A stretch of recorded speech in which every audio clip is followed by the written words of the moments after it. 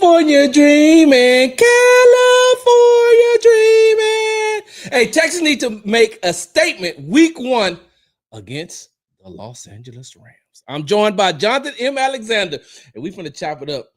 Hopefully, he won't cuss me out. That would be so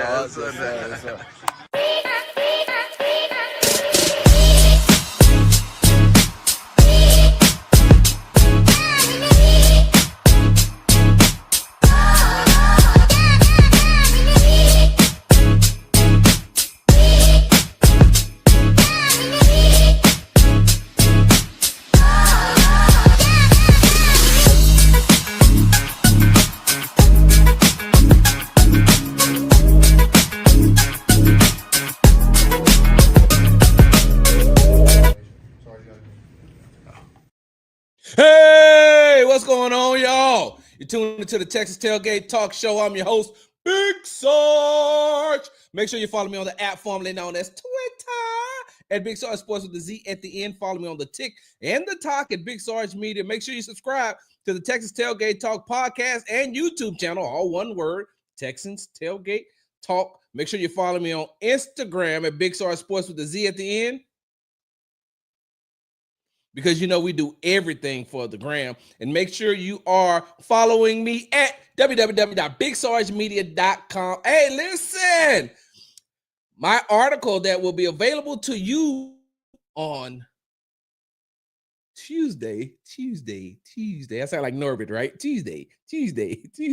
Will be available to you on Tuesday. You know what? I'm going to wait because I have a distinguished guest here, and I want to talk about my articles before I talk about his articles because, y'all know, all right, he the journalist, right? Sarge is just, Sarge is a journalist too, but I ain't go to, wait, Jonathan, which school did you go to? North Carolina Central University, the best school in the nation. In the nation of what? In the United States. Of the world. You playing Sims? Because I know you ain't talking about that when this is the best school. See that HBCU pride right here? See that? I'll give y'all credit. Y'all did win against Texas Southern. That was a good win. But but if it was North Carolina Central versus Prairie View, we know who would come out on top. I think didn't they play one time in the championship a couple of years ago? Prairie View lost though. Yeah, it's North Carolina Central won. Yes, I ain't gonna lie, they got some talent. I will say that, and I'm gonna let you make it because it is a HBCU. Now, wait, let me ask you a question if I can. Okay. When Tony Kornheiser says Big Sarge Sports, is he talking about you for real? Yeah. So before I introduce you, you want to know the story? I want to know the story. Okay, so look, hold on for the viewers and the listeners, supporters of Sports Talk with Big Sarge and Texas Tailgate Talk, supporters of Big Sarge, all right? Story time. Okay, so here's what happened, right?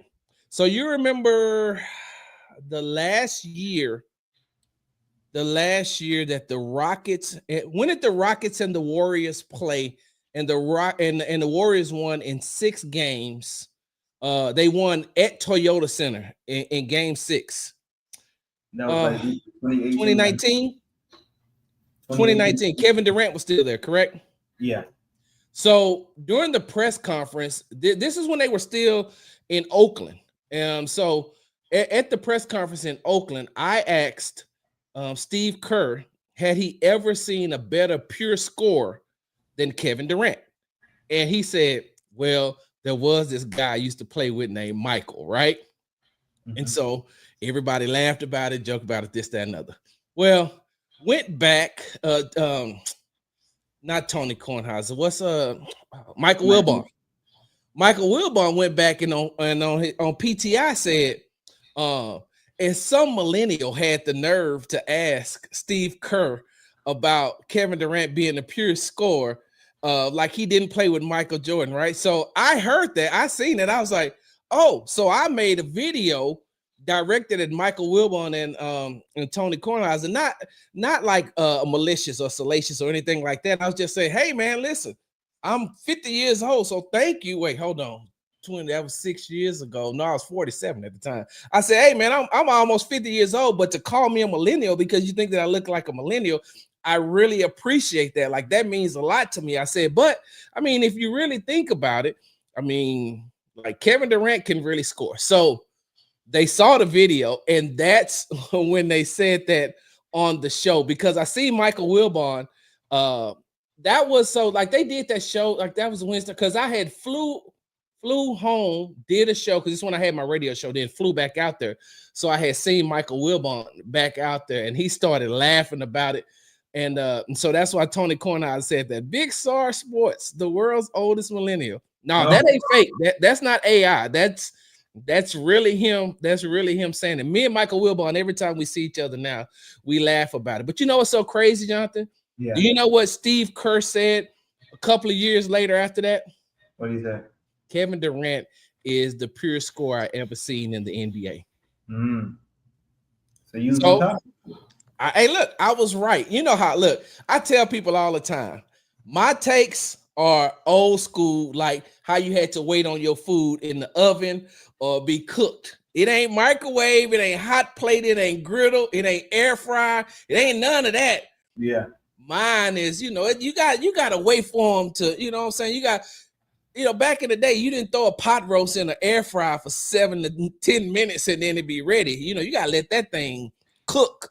You got to put it in the crock pot. Properly prepared. Right. I'm a crock pot meal. Hey, what's getting tuned to the Texas Tailgate Talk Show?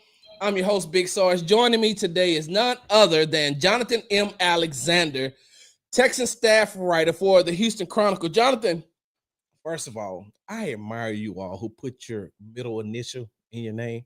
Like, that's amazing. like that's amazing. It's like, maybe I should be like Brian L. Bearfield. You just don't have the same ring. Like, it's like Stephen A., like Cody M., Jonathan M. It just doesn't have the same ring. You know what? I'm just going to go ahead and just stick to Big Sarge. But Jonathan, welcome to the show, man. How are you doing today? And I'm good. Glad to be back. How does it feel to be back in regular season mode? I mean, we went through, rookie mini camp, OTAs, mandatory mini camp. We've been through training camp, preseason, and now the regular season has started. How do you feel just being back in that regular season mode and mindset? Yeah, it feels good. This is our busy season. This is when I tell my family, sorry if I don't respond right away. My girl, sorry if I don't spend a lot of time with you, because this is where, it's nonstop. So I'm excited about it. Excited to tell some new stories. Excited to see what happens with the Texans this season.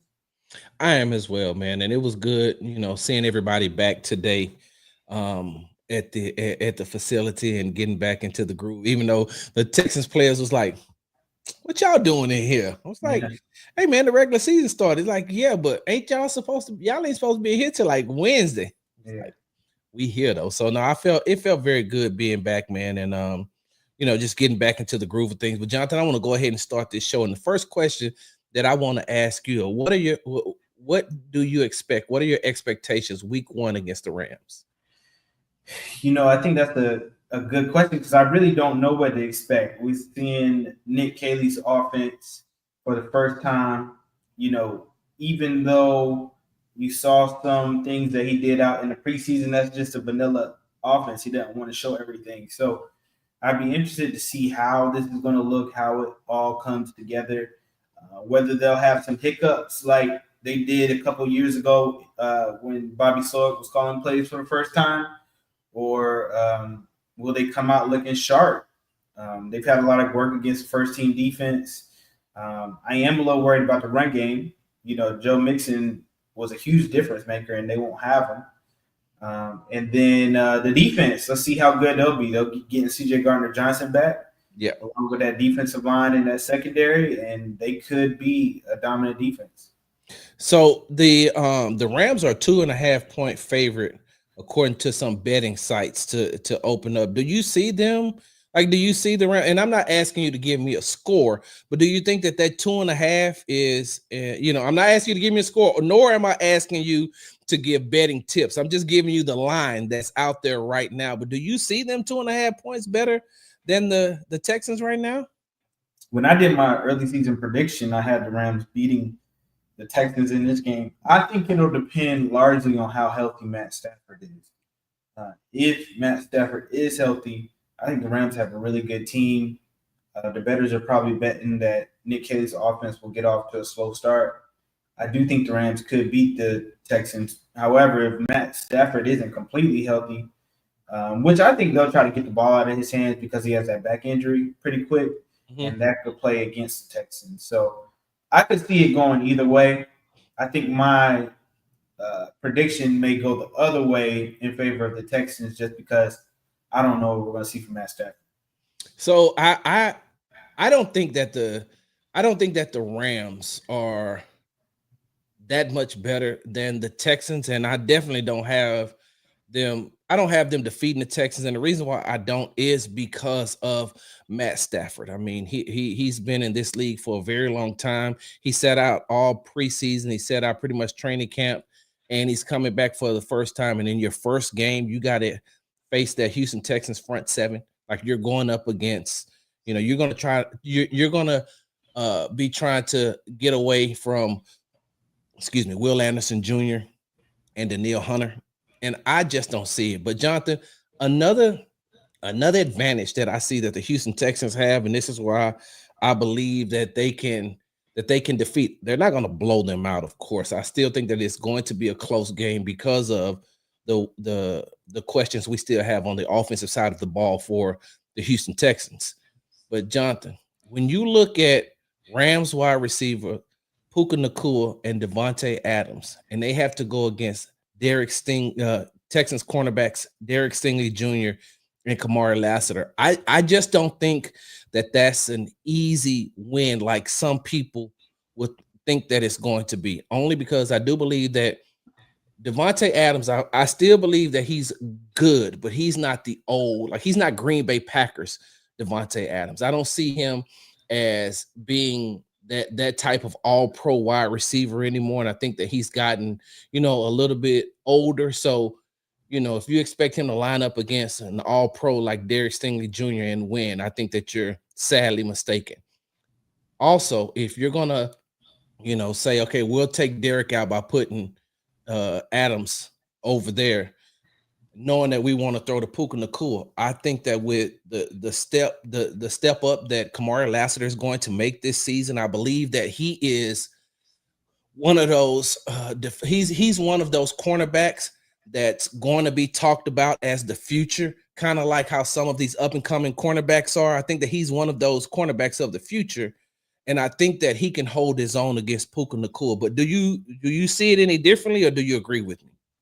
Yeah, I think it'll be interesting. I agree with you to some degree. Like, I think it'll be interesting to see what the matchups are.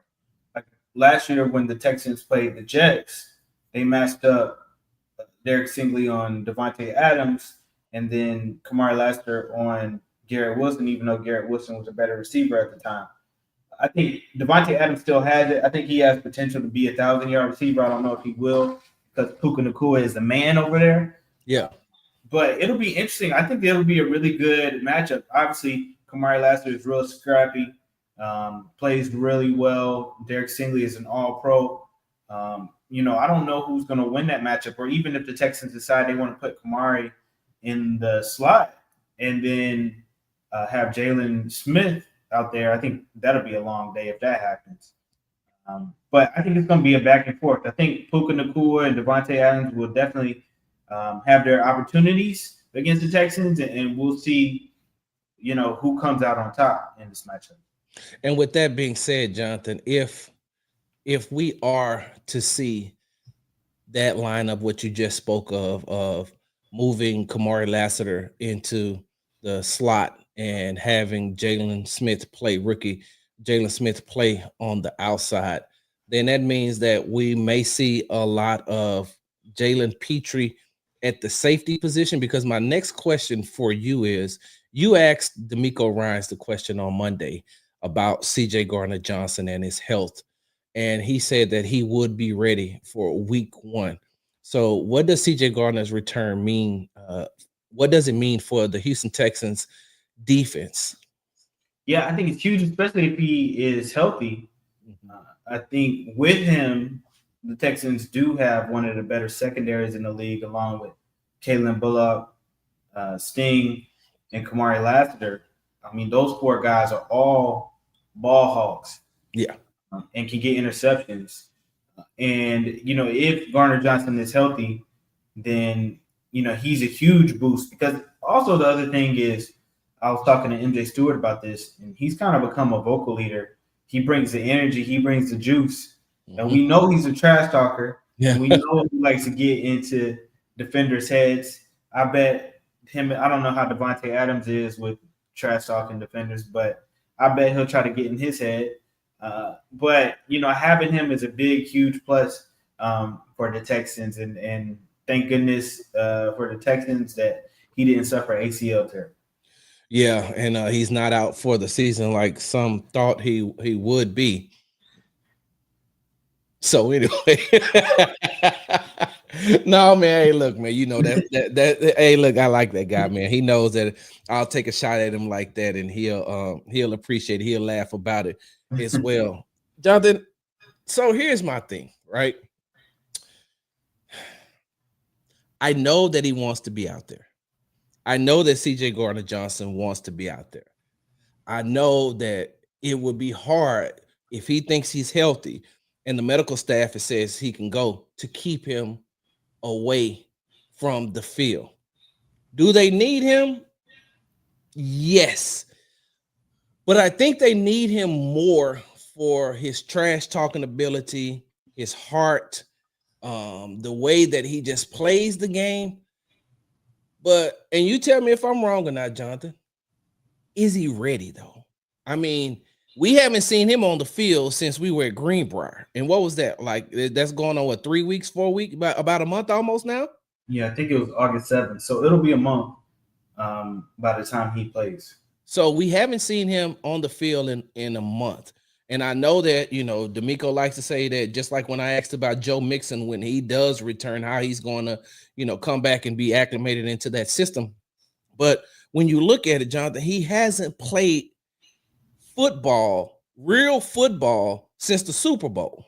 And so we've seen him out there at, training camp. We know that he was doing good in training camp, but he's been away from the field for a very long time. So how does he get himself reacclimated? And do you want to throw him out there? Because if that's the case, Jonathan, then I'm going to have to question what happened last season when Nico was ready to go, but they said, hey, let's hold him out just a little bit longer, just to make sure. So if that's the case, then, hey, keep him out a little bit longer. Let's make sure. You said you got an opportunity to speak to MJ Stewart. I don't think that MJ Stewart is a bad replacement if you're going to play him with the starters. If he's playing with the starters, as far as that front seven is concerned, they apply so much pressure that even whatever he lacks on the back end, they make up for it on the front end. And also when you have those cornerbacks, and like we mentioned earlier, in Stingley and Lassiter, I think that helps make up for maybe the lack of talent that he has compared to a CJ Gardner-Johnson. Yeah, I think MJ Stewart could get the job done when he's surrounded by a lot of good pieces. The thing about CJ Gardner-Johnson is I think they knew the whole time that this was a 4-week injury. I had heard after he got injured that he was hoping to get back for week 1. And I know D'Amico Ryans wouldn't put anybody out there if they weren't close to 100%. So I think he'll be ready. The thing that you have to worry about CJ Gardner-Johnson are a couple things. Number one is conditioning. Will he be full go? Will they have some substitutions? I'd expect they have some substitutions. He wouldn't play the full 100% of the snaps, probably something like 75, just to get his conditioning going. And the other thing is, the mental. Like you said, he hasn't hit yet, so he's got to get that in his brain and be okay with launching off that knee and using that knee. But I think physically he'll be ready to go without any limitations.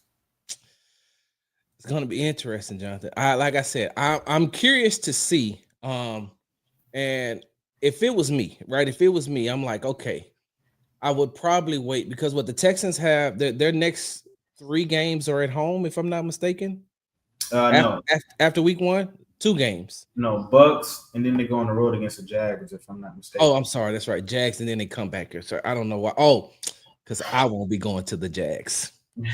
I just thought about this. Wait a minute. Oh, I'm not going to be in Jacksonville. That's probably why I thought that they were at home, because I'm going to be at home. But Jonathan, I'm maybe sitting him out this week, letting him practice this week, and letting him practice next week, and then probably bringing him back against the Bucks, because I feel like they'll need him more going against like Mike Evans and Baker Mayfield than they would against Matthew Stafford and Puka Nacua and Devontae Adams. I just think that when you look at that matchup, I'm saying, okay, let me let you get some conditioning in. I know that you've been working out. I know that you've been working on your conditioning, but it's the difference. And Jonathan, they always tell us when they're coming back, it's like, I thought that I was ready until I got out on the field, and then that the game speed is so fast that that I had to play catch up to make sure that I was still there. So I just don't. Like I said, Jonathan, I don't know about bringing him back that early, but I mean, I guess that's one of the things that we'll have to see. We're going to take a break, but when we come back, Jonathan, I want to ask you a question. When the Houston Texans set the 53-man roster, there was a certain player that was placed in a certain position that I feel will be back this season just because of where the Houston Texans placed him. We'll be back. Hi, Laura Williams coming to you here from Easy Honda. Just want to remind you that this is my new home, and here at Easy Honda, we are here to take care of all your vehicle needs. From new vehicles to pre-owned vehicles, we've got what you are looking for. And if you're a business and you're looking for vehicles, we've got a great selection here at our dealership. For any information on getting your next vehicle here at Easy Honda, you can reach me at 281-224-3666. Remember to ask for Laura Williams. We make it easy here at Easy Honda. Hey, welcome back.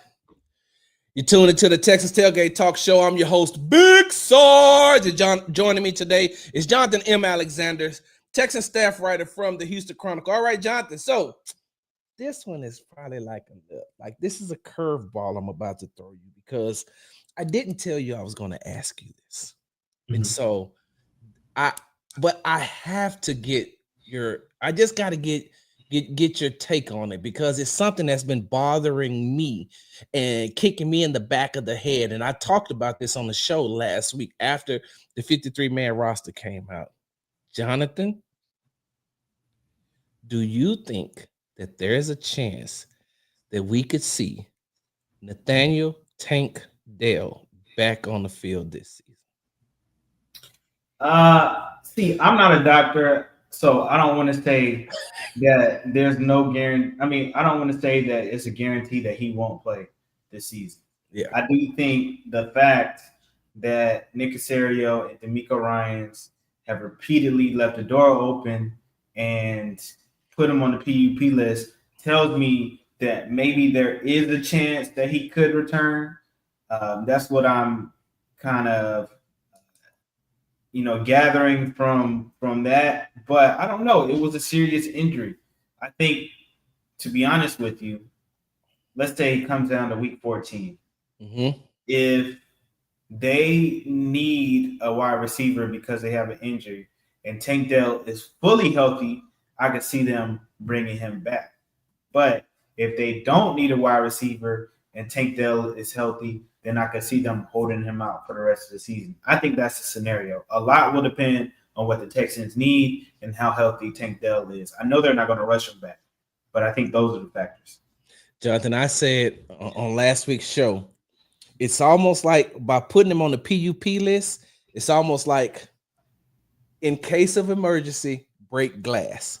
Like they have him in this glass case, right? They have him in this glass case, and come week 13, week 14. I think I may have said like week 14, week 15, something to that effect. But Jonathan, if it comes down, I just honestly feel that he is inside of this glass that says, in case of emergency, break glass. And by that time, because Jonathan, So we were in the booth when he went down week 16 against the Kansas City Chiefs. And I think it was you and I think I may have turned to you and said, "Hey man, you hear that?" Because you remember how quiet it was, and I was like, "Do you hear him?" Like I could hear him. I could clearly hear him screaming from the field, from the press box. And I was like, "Bro, that's excruciating pain right there. If I could hear you way up here." And so we watched. But Jonathan, as time has went on, man, I've just seen Tank slowly but surely get himself back, get himself. He was limping at one point. He has a smaller and smaller and smaller limp. I wish I would have gotten a chance to see him last week at the season premiere, but just watching him move around, Jonathan, I'm saying to myself, so at what point does he start running? Because if he's already started to do some light jogging and maybe some running, I'm just saying, in case of emergency, break glass. Yeah. I just, to me, if he comes back, then that will be a miraculous return, considering what he has suffered. Because then you're saying after surgery, he had April, May, June, July, August, September, October. Let's just say he comes back in November. That will be 9 months post ACL, MCL, PCL, knee. So that will probably be one of the fastest recoveries in NFL history. So I just want to temper those expectations. Yeah. Because it will have only been a short period of time if he returns in November or December. And usually those injuries, particularly an ACL injury, takes between 9 and 12 months. And he had other ligament tears as well. So I don't believe he'll return, but I do think the Texans are keeping the door open just in case.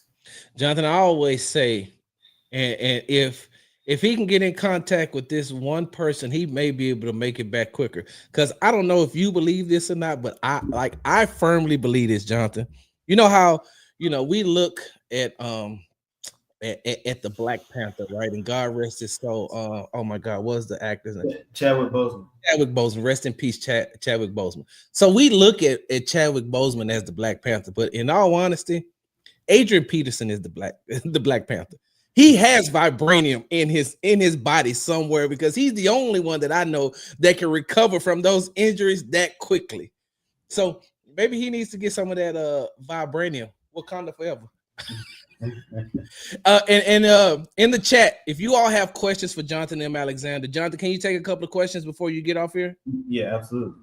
All right, so drop your questions in the chat. Now, don't drop them all because Jonathan has a mailbag that we're going to talk about at the end of the show, and he can go into way more detail from his mailbag than he will on here. So, drop your questions that you have for him right now, but make sure that once he gives out the information for the mailbag at the end of the show, that you also reach out to him that way so he can go into further detail with your question. All right, Jonathan, here is one of the biggest concerns that we've been talking about throughout the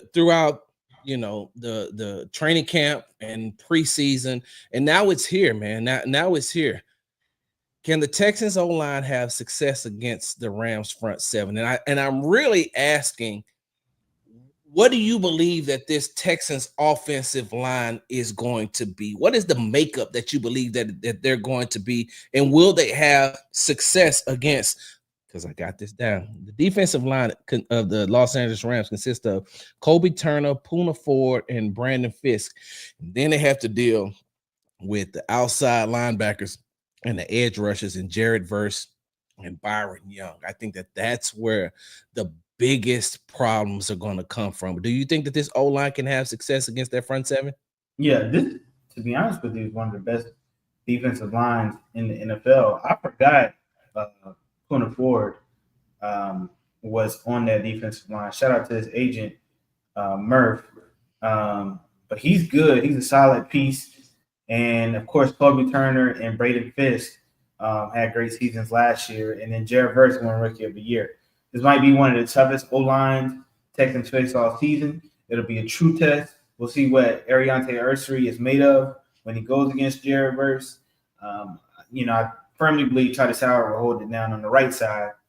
And then we'll see about Laken Tomlinson and Ed Ingram, who both struggled at the previous stops. Will they be a lot better? I think that we have a smarter, that we'll be seeing a smarter O-line. They'll handle stunts, have better mindset. I think they'll be better than the one last year.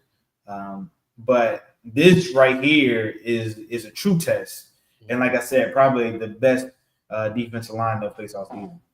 And I think that you said earlier in the show, one of the things that you were concerned about with the Houston Texans offense is their run game. If they're not able to establish a run game early, do you think that front seven of the Rams will try to pin their ears back and come at CJ?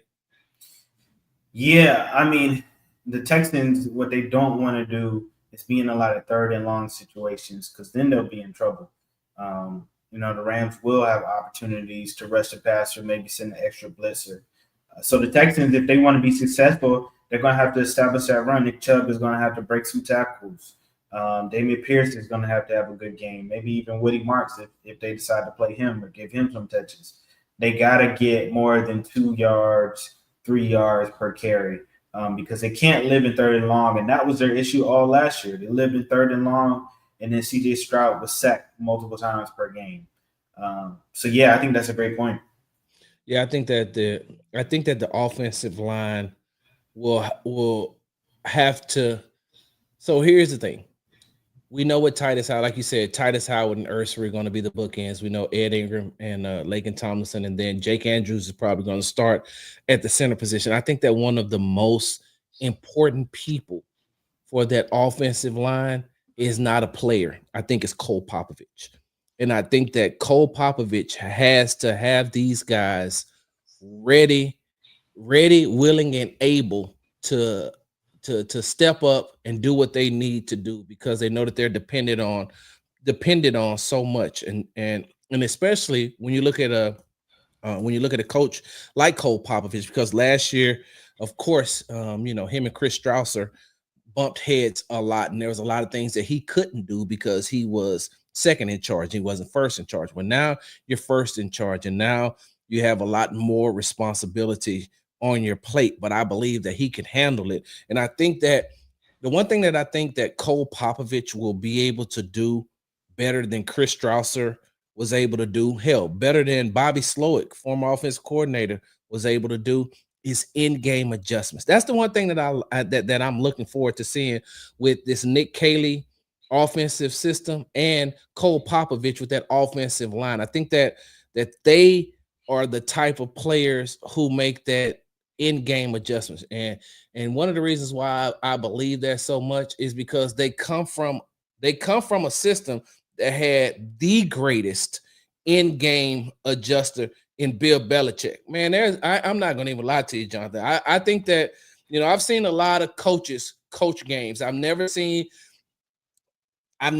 somebody make those in-game adjustments like Bill Belichick does. And, I'll never forget, man, they were playing against the Baltimore Ravens, and he made an adjustment to, I think, somewhere where offensive lineman was eligible, and they were able to do something and move the ball, and they won the game. And which one coaches the Ravens, Jim or John? John. He threw a fit after the game. They're cheating. They're doing this. Bill Belichick cheated, and it was like, no, it's in the rule book, and he made the adjustments. And by making those adjustments, look what he was able to do. And I mean, think about when they played the Atlanta Falcons and they were down 28-3. Now, I do believe that Kyle Shanahan also had a lot to do with that, but when they started making the comeback, they were able to make the adjustments. So can you see that as well, them two being, and I'm talking about Caley and Popovich being those in-game adjusters like that? Yeah, I mean, I think that was one of the things that D'Amico was looking for when he hired Nick Caley, somebody who could make adjustments, because obviously that's where the Texans struggled last season.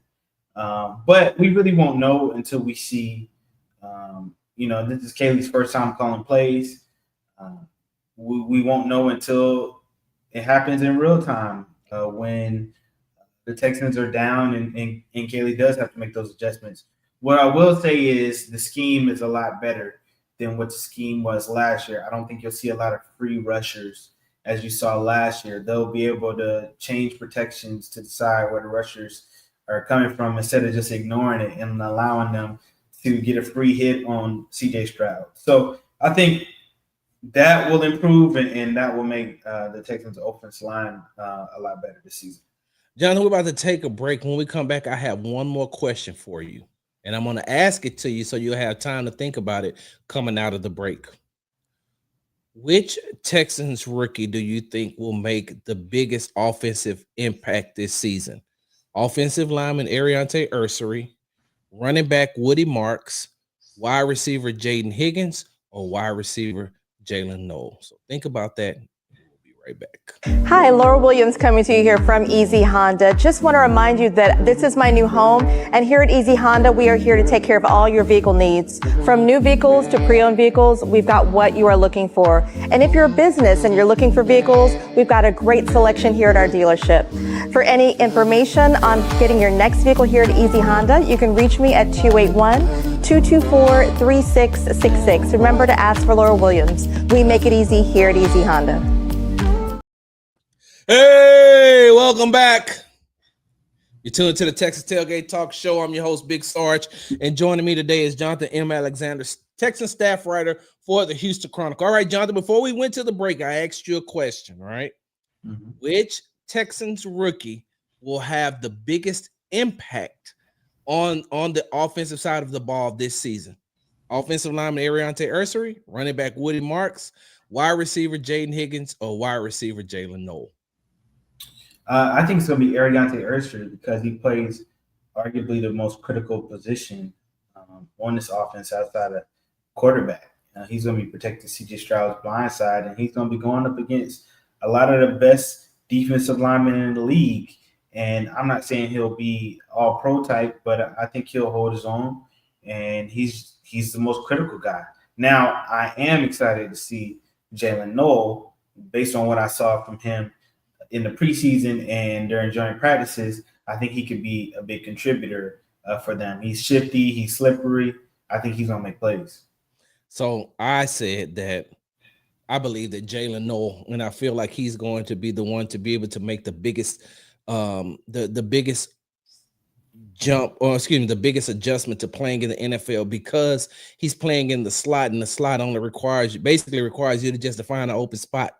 Sit down, find an open spot, make yourself available for the quarterback. And I think that translates easier for a player like him coming into the league than it does, Jaden Higgins, who has to get adjusted to playing on the outside in the, outside in the NFL. And so I think that he'll just be able to, the way that his mindset is, and also being able to watch Christian Kirk and the way that he operates from the slot. I think that for me, I think that's the easiest adjustment for him. And I think that he will have the biggest impact. All right, Jonathan, what's up next for Jonathan M. Alexander? Wednesday, I'll have a feature story drop on CJ Stroud. I went to Rancho Cucamonga over the weekend just to learn about where CJ came from and why Rancho Cucamonga means so much to him, and then end up learning why CJ Stroud means so much to Rancho Cucamonga. So that's coming out. That's dropping Wednesday morning on HoustonChronicle.com. Oh, and then my mailbag, as Sarge mentioned earlier, that usually comes out on Wednesdays, but it's gonna come out Thursday because the Stroud story is dropping on Wednesday. All right. So, and where can they submit their questions for the mailbag? Yeah, you can tweet me or message me on X. You can send me an email, jonathan.alexander@HoustonChronicle.com, or in some of our stories, there's a mailbox widget where you can submit a question there. All right, and so I'm gonna tell you what I'm gonna debate you at once we get to NRG on Wednesday. I want you to think about this. All right, you ain't got to answer it right now. Yeah. But who do you think wins in the verses between Usher and Chris Brown? Don't answer that now. Don't answer that now. We're gonna answer. I'm gonna get to that when we get there, because I got a feeling that you and I are gonna disagree on this thing. So yeah, for sure. Yeah. I think so too. all right, let me jump in here. Let me see. Let me see if I got any. All right, so let me go back up here and let me look. Oh, Tay says, with EJ Speed making the plays he made to make the 53-man roster, does that pose a threat to Christian Harris's spot on the team? I think if Christian Harris is not healthy, then yes. But I think Christian Harris is ahead of EJ Speed right now on the depth chart. I can still see them rotating their linebackers to get EJ Speed on the field. I just think right now he's probably fourth string on the depth chart. I believe that as well. Here's another question from Brandon Hallman. If we're running a more Ram-style offense, does that mean this defense was already practicing versus a Ram-style offense all summer? I think they'll have concepts of the Rams offense. I mean, you know, based on what I learned through reporting on the story on Nick Caley, a lot of the concepts in Sean McVay's offense were brought, or some of the concepts were brought by Nick Caley. Yes, I think to some degree, but I think Nick Caley's offense will also include a lot of what he learned with the New England Patriots. All right. Well, Jonathan, I'm going to let you go because now that I've been professional with the Texans Tailgate Talk Show, I'm going to have to go and have happy hour with my Texan supporter and my TikTok family. Jonathan, you on TikTok as well, right? I'm on TikTok. Yeah. All right. So tell everybody where they can find you at, man. Look, you see, I know it may take a second, but for me, I give out everywhere you can find me except my home address. Yeah. So like on Instagram and TikTok, it's JONM Alexander _ and then X is JONM Alexander without the underscore. So yeah, you can find me. I make TikTok videos, do all of that, and I'll continue to make some more this season. Whatever. Thank you. Thank you, Richie boy. Thank you. Whatever. We go. I'm telling you, this man's a smart man. Hey, look, not even close. It is close. It is close. But Usher wins out. We're gonna talk about it because I think Chris Brown does, and I'm a huge Usher fan. But hey, look, we'll talk about it. Chris Brown got 33,000 songs, bro. 33,000 songs, and he has a cult following just like Usher does. I think the closest person to the cult following of Chris Brown may be Rod Wave, which I'm not really a Rod Wave fan because I'm like I battle with depression myself. I don't want to just listen to music that's gonna make me be like, oh man, I just want to cry. Everybody left me, man. That's like old school country music. But Jonathan, man, look, I appreciate you coming on, brother. And I will see you Wednesday. I cannot. Hey, look, please make sure, because I don't know how the algorithm be algorithming sometimes. And I see more of your articles from when you do like the I think that you would put like a screenshot on IG and you put the link or whatever. I see it there, but I don't see it when I don't see it on X until like maybe sometimes 2 or 3 days later. I don't know what the algorithm is doing. I follow you when I try to retweet your stuff, but please, man, when you put this article out, because I'm very interested in seeing, what was going on in Rancho Cucamonga. Ain't that where Day Day went? Yes. Ain't that where Day Day live? And I mentioned it in my story too. So you see Baby D too? I should have put Baby D in there. But I did not see Baby D. But man, please make sure that you tag me, man. And I really do appreciate you coming on. I'm gonna tell you the same thing I told you last time, because I tell all my guests this. Time is the most valuable possession that a human being has. And for you to give me that, man, I definitely appreciate it, because you'll never be able to get back that 44 minutes and 28 seconds you just spent with me. So I appreciate that. Please don't invoice me. I hope that you did this off the strength of our friendship, because if you invoice me, I'm going to tell your daddy. Yeah, you know I'll come on anytime. Appreciate you having me. All right, appreciate it, Jonathan. I'll talk to you a little bit later on, man. All right, bro. Easy. All right. That was amazing, family. I appreciated that.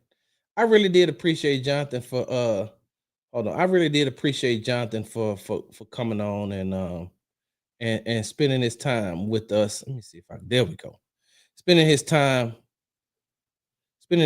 with us on the Texans Tailgate talk show. And make sure you go and you follow him on all social medias, and make sure that you subscribe to the Houston Chronicle so you can. Jonathan has some amazing articles, y'all. Jonathan has some amazing articles. And hold on before I get up out of here, because Queen asked the question.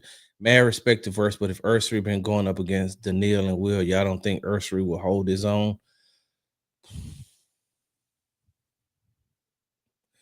He's going up against them in practice and they're teaching him, but it's a whole lot different, Queen, when them lights turn on. When them lights turn on and that game speed of playing in an NFL game, and true, he is going up against two of the best edge rushers in the game, in Will and Daniil, two of his teammates. But Jared Verse is also very, very, very good, and he has a lot of moves. So, but with that being said, so Jonathan, talked about his article, and I told you all that I have something very special coming up as well. So I had an opportunity to go to Alabama, Pinson, Alabama, for Nico Collins' first youth football camp that was held at his high school, where he won state championship there. You all wouldn't believe that he actually played against Bo Nix, somebody he's going to, a team. Bo Nix is the quarterback for the Denver Broncos, and the Houston Texans will play the Denver Broncos this season. But he played against Bo Nix when Bo Nix was in the 8th grade. Bo Nix was in the 8th grade, but because the high school was so new, they allowed him to play up, and his dad was the coach. And I mean, Bo Nix did pretty good though. But I digress. I got an opportunity to speak with his offensive coordinator at the time. I got a chance to speak with his wide receivers coach. I got a chance to speak with a lot of his teammates that came out to help with the camp, and got a chance to speak with his mom, his sister, his dad, his brother. And I think that you all will enjoy that article as well. So I have that coming up. And I also have. So Queena, it's funny that you mention Jared Verse. Because, and I'm gonna get out of here on this one. Y'all.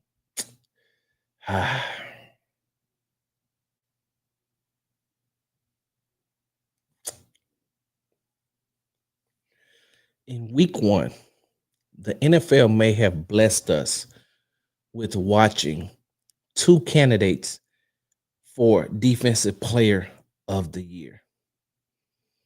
The NFL may have scheduled a preview for us to watch. The defensive, excuse me, I'm good.